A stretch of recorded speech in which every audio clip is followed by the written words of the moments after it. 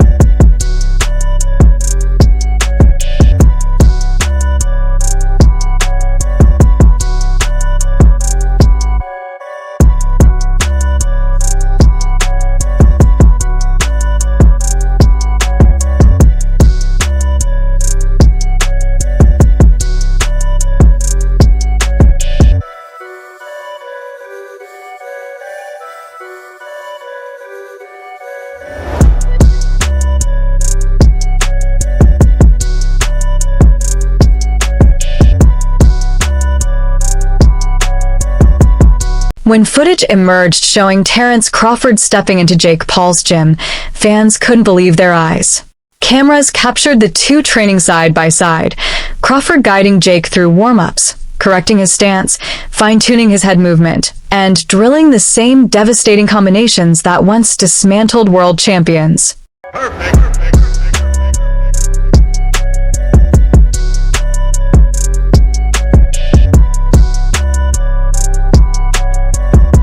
For Jake Paul, this was more than just another training session. It wasn't about working with a new coach. It was about learning directly from the best boxer alive. He should beat Jake Paul, shouldn't he? No, he shouldn't. You don't think? Sorry. So, I thought we were all unanimous here. You think Jake Paul beats Gervonta Davis? 70 pounds is 70 pounds. Gervonta Davis is very small. 5'5". He's tiny, bro. That's what I'm saying. Jake Paul's He's a little 6'1". man. If Jake Paul's tucking up, move on, and absorbing punishment for walking forward, then look, there's a weighted one. Crawford has built his entire career on precision, patience, and perfection. mastering the art of controlling distance, reading patterns, and dissecting opponents piece by piece. Now, those very tools, the same ones that humiliated Canelo Alvarez in a historic performance, are being passed down to Jake Paul. That's a powerful statement, proving Jake isn't taking this fight lightly. He knows Tank Davis is fast, explosive, and dangerous, but he also understands that Tank's power at 135 pounds means little when facing someone who naturally walks around at nearly 200. Training with Crawford shows that Jake is preparing like a true boxer. For him, this partnership is validation. After years of being dismissed as a joke, a YouTuber, and a fraud in gloves, having Terence Crawford in his camp changes the narrative. Jake is finally earning respect, or at least forcing the boxing world to take him seriously, because Crawford doesn't waste time or chase clout. If he's in the gym, it's for a reason. Well, you're a boxing fan? Totally. Okay. Tank Davis and Jake Paul in November. According to betonline.ag, Jake Paul's the underdog at plus 139. Gervonta Davis is the favorite at minus 180.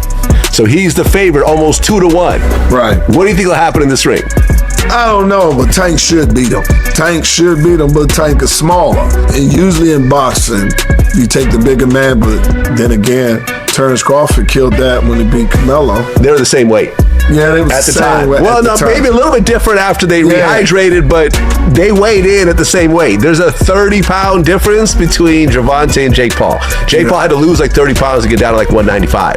And Gervonta, I think, was like 160. Gervonta all the way up to 160. Oh, hold on. Gervonta. 160. Oh, maybe I'm wrong. Hold on. No. 133.8. Yes. Oh my God. Yes, he 133. It's a 60-pound weight difference. Yes. 60 pounds. Yes. Ooh. Yeah, but ain't extra weight on that chin. That chin is all bone. That chin ain't all bone. There ain't no meat on that chin. No meat on that chin. Ain't no meat on that chin. You know, big dudes get knocked out real quick. I done had a few. Yeah. Ain't no chin. Oh yeah. Oh yeah. You just can't. First of all, you can't let them hit you. That's first of all. And once they swing, they motivate them come, and then you catch them. And if you could turn it right there and catch them right there, they fall real hard. You got to get in close because they never been. They don't. I don't know about Jake, but big dudes never fight. Usually they intimidate, and then they can't last long. Their stamina is 30 seconds a minute. Well, yeah, I mean, Jake's lost before to Tommy Fury. Okay. But he's never fought a world-class boxer before. In his prime. Yeah. Championship level, like a Gervonta, but there's a 60-pound weight difference. Yeah.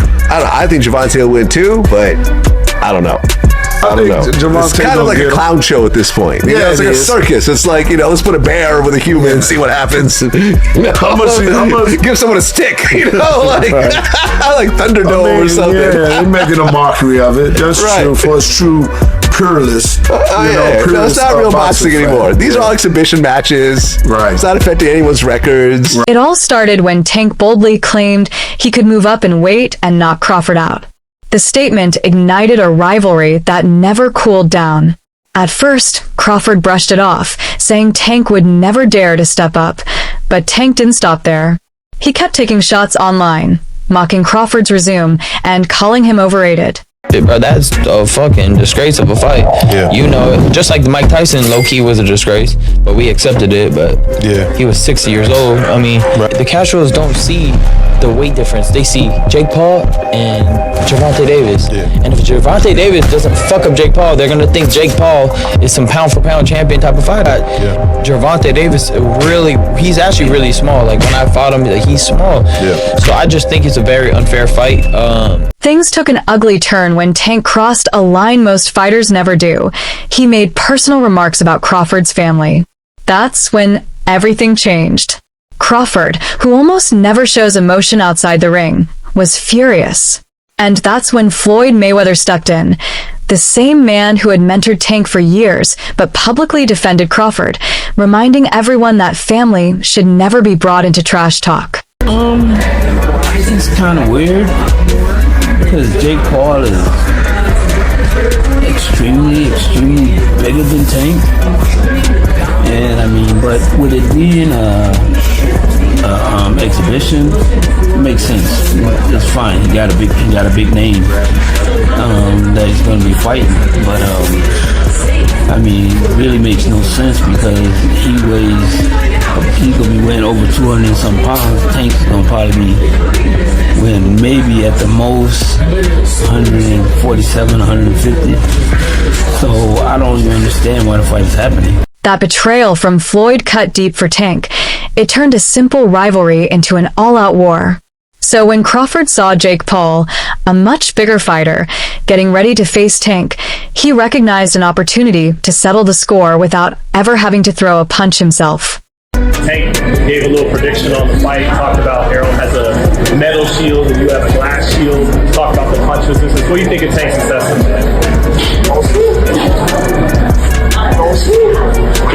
Could he get it in the future? I mean, you came up from 35, right? Fighting no real guys at 47. Everyone's talking about Errol fighting the winner of Canelo and Jamel. Could you ever do that? Is that too much weight? What, 168? Yeah. I ain't want to do. Right. So you got Canelo winning then, right? Then definitely. If he fighting at 168, definitely.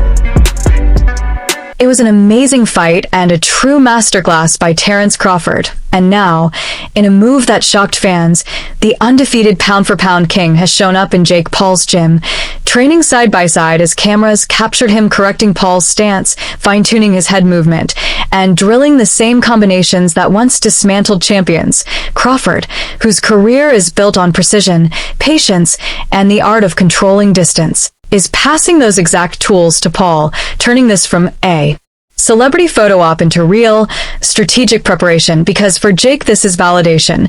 He isn't treating Gervonta, Tank Davis lightly. He knows Tank is fast and explosive, but he's also learned that brute power at 135 pounds means less against someone who walks around near 200, and training with Crawford proves he's preparing like a legitimate boxer. The motive runs deeper than coaching. Bad blood between Crawford and Tank burned hotter after Tank publicly called Crawford overrated and even crossed the line by attacking Crawford's family, a move that drew Floyd Mayweather's rare public rebuke and transformed a rivalry into a personal war. So when Crawford saw the chance to hurt Tank standing by arming a much bigger fighter, he took it, and make no mistake, Crawford isn't in Paul's corner for clout. He's there with intent. To teach strategy over sheer power and to help Jake win so Tank falls without Crawford having to throw a single punch. Gervonta Davis speaking about you. Is that ever a possible fight? Yeah, if he want to dare to be great, he can be like all the other fighters that's moving up 2 weight classes and, daring to be great. You will fight him, man. Tell him to come up there. You got to come to win 54. He said I got a glass chin. So tell him to come and touch it. Wow, man. Gervonta said you got a glass. He said I got a glass chin. Tell him to come and touch it. At 147? At 147. I'll make 147. Ooh, see, oh man. You're gonna have a pre-count. Then what the people gonna say? Oh, he's beating up on little guys. I don't know. Crawford is one of the few fighters who truly understands how dangerous a weight gap can be. He's fought across multiple divisions, from lightweight to welterweight, and dominated every single one. So when he looks at Jake Paul, a natural cruiserweight, stepping into the ring with a lightweight like Tank Davis, he doesn't just see a fight. He sees physics working in Jake's favor. If we was to fight right now on the streets, I'll break your fucking neck. And that's on my kids. And you know it, I know it, and the whole world know it. And I'm not talking about no fighting in the ring. If me and you was to fight outside, I will break your neck. Jake's punches will carry real power. Tank's won't. That's the harsh truth Crawford is teaching him to weaponize. He's showing Jake how to stay composed under pressure, how to bait a smaller fighter into making mistakes, and how to land that one perfect counterpunch that can change everything. Because at the end of the day, Jake doesn't need to win on points. He only needs one clean shot. There was some kind of crazy trash talk with Gervonta and Terence Crawford recently. And one of the things that I've always kind of noticed is most of the time, one of the things that's kind of off limits is families. Like you usually don't. Yes. You know. I know where you're going with this. Yeah, and so I wanted to kind of understand what your thoughts was about like some of those comments that was made. I think it was about Terrence's wife. What, like, in your mind, where? Because obviously, like, you know, you've been in this sport. I think Terence Crawford right now in the sport of boxing is the pound for pound best fighter in the sport of boxing right now. It's good to see him in the position that he's in. I think he has a beautiful family. I think he has a beautiful wife, a beautiful queen, a black queen, and there's nothing better than a black woman in this world. That's just my opinion. From the outside, casual fans might see this as just another fun crossover, a YouTuber versus a pro boxer. But the real ones, the pros, know better. This fight is dangerous for Tank.